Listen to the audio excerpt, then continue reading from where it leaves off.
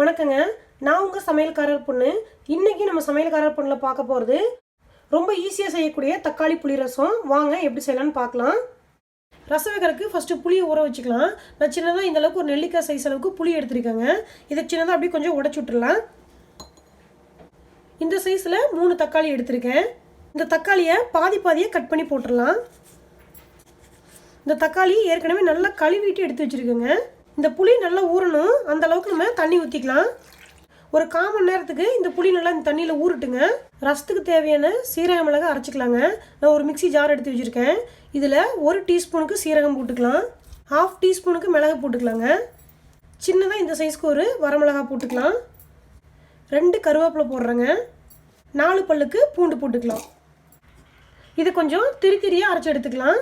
இப்போ இந்த புளி நல்லா ஒரு 10 நிமிஷம் ஊறிடுச்சுங்க. இந்த தக்காளியும் புளியும் நல்லா கரைச்சி விட்டுறலாம்.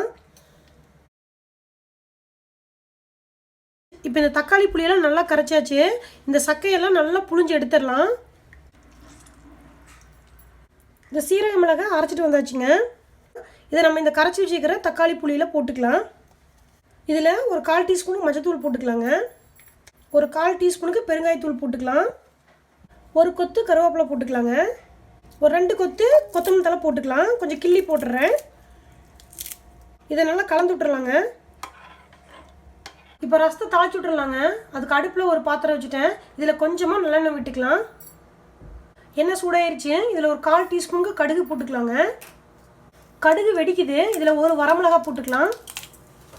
நம்ம கரைச்சி வச்சுருக்கிற புளியை ஊற்றிடலாங்க. இதில் இன்னும் கொஞ்சம் தண்ணி ஆட் பண்ணிக்கலாம். புளிப்பு கரெக்டாக இருக்குதான்னு செக் பண்ணிவிட்டுங்க. கொஞ்சம் புளிப்பு அதிகமாக்குற மாதிரி இருந்துச்சுன்னா இன்னும் கொஞ்சம் தண்ணி கூட நம்ம சேர்த்திக்கலாங்க. இப்போ ரசம் சுற்றி நுரக்கட்டி வருதுங்க. அடுப்பை ஆஃப் பண்ணிடலாம். ரசத்துக்கு தேவையான அளவுக்கு கல்லுப்பு போட்டுக்கலாங்க.